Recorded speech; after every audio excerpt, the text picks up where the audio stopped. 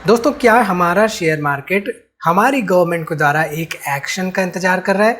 क्या share market वाकई में कंफ्यूज्ड है?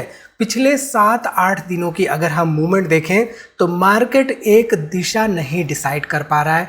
ऐसे में जब बॉर्डर पे टेंशन्स बढ़ी हुई हैं तो मार्केट किस करवट जाएगा, डिटेल में जानेंगे इसके बारे में और साथ ही साथ देखेंगे कि किस तरह के स्टॉक्स हमारी पोर्टफोलियो में लॉन्ग टर्म इन्वेस्टमेंट के तहत रहने चाहिए एग्जाम्पल्स के साथ। तो वीडियो को यहाँ पे पूरा देखिए और स्टॉक मार्केट इन्वेस्टिंग के बारे में कुछ नया सीखिए।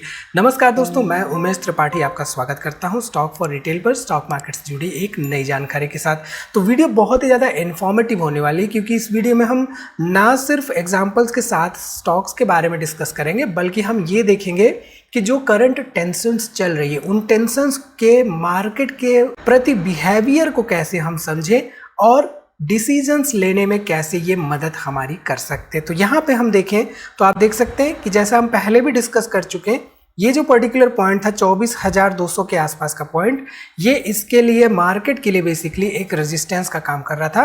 रेजिस्टेंस को ब्रेक दिया, इसने ब्रेकआउट किया मार्केट ने। पिछले 4-5 दिनों से देखें तो मार्केट में एक तरह से बहुत ज़्यादा वोलेटाइल मूवमेंट होने लगी, जिसकी वजह से ब्रेकआउट देने के बाद भी एक सस्टेनिंग टाइप का ब्रेकआउट यहाँ पे नहीं हो पाया अभी भी। अब ध्यान दीजिए तो मार्केट यहाँ पे अभी भी एक ऐसे पोजीशन पे है जहाँ से कहीं भी जा सकता है, यानी कि नीचे भी आ सकता है, ऊपर भी आ सकता है।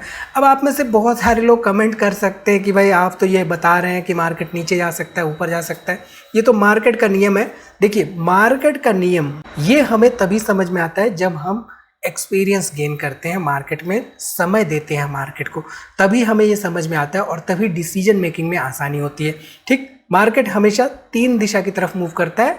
जस्ट आपकी इंफॉर्मेशन के लिए बता दूं, मार्केट या तो नीचे जाता है, या तो मार्केट ऊपर जाता है, या मार्केट वहीं पे रहता है जहां पे वो मूव कर रहा होता है, यानी कि एक चैनल बना के उस चैनल में चलने लगता है, जैसे कि पिछले 4-5 दिनों से हमें चलता हुआ दिखाई दे रहा है। ठीक, इतनी बातें हमें यहाँ पे समझ में आ गई, राइट। अब जो भी यहाँ पे बॉर्डर की टेंशन्स चल रहे हैं उनके डिटेल्स में हम नहीं जा रहे। गवर्नमेंट को हम यहाँ पे एक तरह से फुल सपोर्ट कर रहे हैं ऐसे समय पे जबकि बॉर्डर पे टेंशन्स चल रही है। अब यहाँ पे ऐसी सिचुएशन में मार्केट भी थोड़ा सा इंतजार कर रहा है डिसीजंस का, और जिसकी वजह से हमें पिछले 6-7 दिनों में ऐसी मूवमेंट देखने को मिल रही है। ठीक, चलिए अगर हम फॉरेन मार्केट्स की बात करें तो यहाँ पे डॉ में थोड़ी सी अपवर्ड मूवमेंट हुई है और साथ ही साथ नैस्डैक में थोड़ी बहुत गिरावट हुई है। हालांकि जापान के इंडेक्स में देखें, जापान के मार्केट में देखें तो अपवर्ड मूवमेंट हुई है और साथ ही साथ यहाँ पे हैंगसेंग में देखें तो आपको पॉजिटिव मूवमेंट हुई है और जर्मन मार्केट में यहाँ पे एक पॉजिटिव मूवमेंट देखने को मिल रही है। अब देखिए, जब भी ऐसी बॉर्डर टेंशन्स होती हैं, ऐसी टेंशन्स में मार्केट रिएक्ट करता है। और रिएक्ट कब करेगा? जब कोई एक्शन होगा, हमारे गवर्नमेंट के द्वारा कोई भी एक्शन होता है छोटा या बड़ा, मार्केट बड़ी तेजी से रिएक्ट करेगा, शार्प मूवमेंट होगी।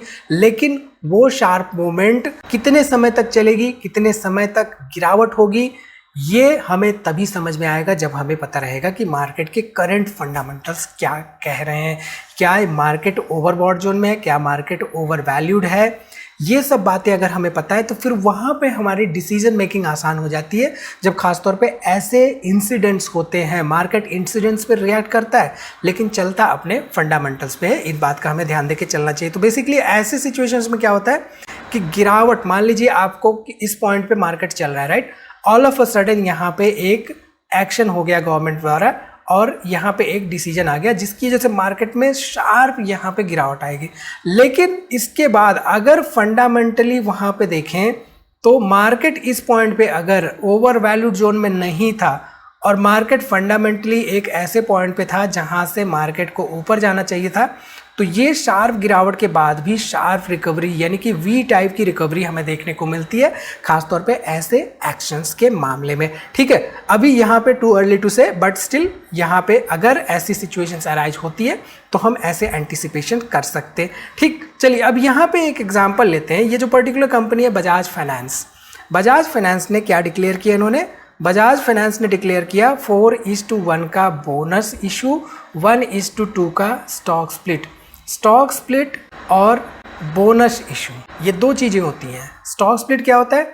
जो कंपनी के शेयर का फेस वैल्यू रहता है उस फेस वैल्यू को कंपनी कम कर लेती है और based on certain stock split number of shares वो देती है अपने एग्जिस्टिंग इन्वेस्टर्स को। जिनके पास शेयर्स ऑलरेडी रहते हैं उन्हीं को मिलते हैं। ये नहीं कि आपने शेयर बाय कर लिया और आपको स्टॉक स्प्लिट मिल गया। हालांकि एक ex split date, ex bonus date decide किया जाता है, उसके पहले पहले अगर आप खरीद लेते हैं तो वहां पे ये बेनिफिट आपको मिल जाता है। ठीक, बोनस शेयर क्या होता है? बोनस शेयर यहाँ पे ऐसी फैसिलिटी होती है जिसके जरिए कंपनी आपको एक्स्ट्रा शेयर्स देती है। यानी कि मान लीजिए बोनस इशुएंस जो है 1:1 की रेशियो में हुआ है, तो ऐसे में क्या करेगी, हर एक एग्जिस्टिंग शेयर पर एक शेयर यहाँ पे मिल जाएगा एग्जिस्टिंग इन्वेस्टर को, नंबर ऑफ शेयर उसके पास डबल हो जाएंगे। ठीक, अब यहाँ पे क्या होता है कि कई तरह के इन्फ्लुएंसर्स होते हैं, इन्फ्लुएंसर्स मान लीजिए या जो भी कह लीजिए, वो आधी अधूरी नॉलेज यहाँ पे परोस देते हैं। वो क्या करते हैं कि भाई कंपनी जो है आपको 100 शेयर्स पे 900 शेयर्स मुफ्त में दे रही है, ऐसा मौका नहीं मिलेगा। और हम क्या करते हैं, हम बिना फंडामेंटल्स देखे, बिना वैल्यूएशंस चेक किए एक ऐसे प्राइस पे उनमें बाई कर बैठते हैं जिनमें हमें लगता है कि भैया बाई कर लो, सीधे सीधे 9 गुना हो जाएगा। यहाँ पे हमें क्या लगता है, हमें ये लगता है कि यहाँ पे 10,000 रुपए का इन्वेस्टमेंट कर दिया जाए तो सीधे सीधे कुछ दिनों बाद 90,000 हो जाएगा, जो कि बिल्कुल नहीं है, बिल्कुल गलत है। अब यहाँ पे क्या होता है, जो बोनस इशुएंस होती है, स्टॉक स्प्लिट होती है, उसकी वजह से नंबर ऑफ शेयर्स तो बढ़ते हैं, लेकिन कंपनी के करंट फाइनेंशियल्स पर कोई भी असर नहीं पड़ता है। और कंपनी का जो एग्जिस्टिंग इन्वेस्टर होता है, उसका जो एग्जिस्टिंग इन्वेस्टमेंट अमाउंट होता है, उस पे भी एकदम से कोई असर नहीं पड़ता है। यानी कि आपका इन्वेस्टमेंट अमाउंट वही रहेगा एक्स डेट पर, जिस डेट पर वो पर्टिकुलर शेयर एक एडजस्टेड प्राइस पर ट्रेड करेगा। यानी कि मान लीजिए यहाँ पे एक कंपनी का शेयर प्राइस 100 रुपए है, 100 रुपए पे वो ट्रेड कर रहा है, 1:2 का वहां पे स्टॉक स्प्लिट हो गया, तो फेस वैल्यू जो 2 का था वो फेस वैल्यू हो गया 1 का, लेकिन शेयर प्राइस जो 100 रुपए का चल रहा था वो भी डिवाइड बाय 2 हो जाएगा, शेयर प्राइस नया 50 हो जाएगा। तो ऐसे में इन्वेस्टमेंट अमाउंट वही रहेगा एक्स डेट पर। ये हम में से 95% लोगों को नहीं पता होती है, और जिसकी वजह से ऐसे इंसिडेंट्स पर खासतौर पे हम वहां पर बाई करने के लिए चले जाते हैं। ठीक, तो हमेशा हमारे पास एक नॉलेज रहनी चाहिए, और नॉलेज है, इंफॉर्मेशन है, तो वहां पे डिसीजन मेकिंग हमारे लिए आसान हो जाती है। ठीक है, चलिए अब यहाँ पे बजाज फाइनेंस का देखिए, 2002 में 5 रुपए के आसपास था। All time returns 1,49,000%, 1,49,000%, unimaginable kind of यहाँ पे ऑल टाइम रिटर्न्स मिलते हुए दिखाई दे रहे हैं। अब क्या इसका मतलब ये आगे भी ऐसे 15-20 सालों में रिटर्न्स दे सकती है? इसका जवाब सिंपल सा ये है कि नहीं, ऐसे होने के चांसेस बहुत कम है। देखिए क्यों कम है, इसके पीछे के कई सारे रीजंस हैं, हम वीडियोस में अपने डिस्कस भी करते रहते हैं। अब यहाँ पर डिस्कस करने लगेंगे तो वीडियो बहुत ज़्यादा लंबी हो जाएगी, ऐसे में आपको कन्फ्यूजन भी हो जाएगी। बट ऑल इन ऑल यहाँ पे कहने का मतलब ये है कि जो चीज़ें बड़ी हो जाती हैं, बल्कि हो जाती हैं, उन चीज़ों में ग्रोथ यानी कि दौड़ने की जो क्षमता होती है वो भी कम हो जाती है। इसका सिंपल सा आपको एग्जांपल बताता हूँ। मान लीजिए आपको बोला जा रहा है कि आपको 5 किलोमीटर दौड़ना है, 5 किलोमीटर की रेस आपको कंप्लीट करनी है, लेकिन इसके दौड़ने में ये कंडीशन है कि हर 100 मीटर पे आपको एक 100 ग्राम का एक्स्ट्रा बैगेज अपने ऊपर टांगना है। तो अब शुरू में जब आप दौड़ना शुरू करेंगे तो आपकी एनर्जी भरपूर रहेगी, आप अपना 100% देंगे, राइट। अब ऐसे में क्या होगा कि हर 100 मीटर पर आपके आसपास जो है आपकी बॉडी पे 100 ग्राम एक्स्ट्रा बढ़ता जाएगा। एक समय ऐसा आएगा जबकि आपकी एनर्जी भी कम रहेगी और वो 5 किलोमीटर पहुंचते पहुंचते आपके पास इतना ज़्यादा वेट हो जाएगा कि आप फर्दर दौड़ने की कंडीशन में नहीं रहेंगे। हालांकि फिर भी आप चल सकेंगे, हो सकता है वहां तक पहुंच भी जाएं, लेकिन आपकी एफिशिएंसी कम हो चुकी होगी। तो ऐसे जो बल्कि कंपनियां होती हैं जो कि ऑलरेडी एक तरह से जैसे हम नींबू निचोड़ते हैं, राइट, उनका रस ऑलरेडी एक तरह से निकल चुका होता है, ऐसी कंपनियों में जो उन्होंने पास्ट में रिटर्न्स दिए हैं, ऐसे हम एक्सपेक्टेशन नहीं कर सकते कि वो फिर से रिपीट करे अगले कुछ डेकेड्स के लिए। ठीक है, चलिए अब यहाँ पे बात आती है कि डाइवर्सिफिकेशन। कल हमने डाइवर्सिफिकेशन के बारे में वीडियोस बनाई थी। तो स्टॉक मार्केट में जब भी चाहे कोई भी सिचुएशन हो, चाहे करंट सिचुएशन हो या मार्केट बहुत अच्छा परफॉर्म कर रहा हो, बुल मार्केट चल रहा हो या बियर मार्केट चल रहा हो, हमारे पास डाइवर्सिफिकेशन के ऑप्शंस रहने चाहिए। डाइवर्सिफिकेशन करने के कई सारे तरीके होते हैं, हमने कल की वीडियो में डिटेल में डिस्कस किया था। एक तरीका होता है ETF रखने का भी हमारे पास। अब ETF बेसिकली क्या होता है, ETF के बारे में भी डिटेल में डिस्कस कर चुके हैं। शॉर्टकट में आपको बता देता हूँ।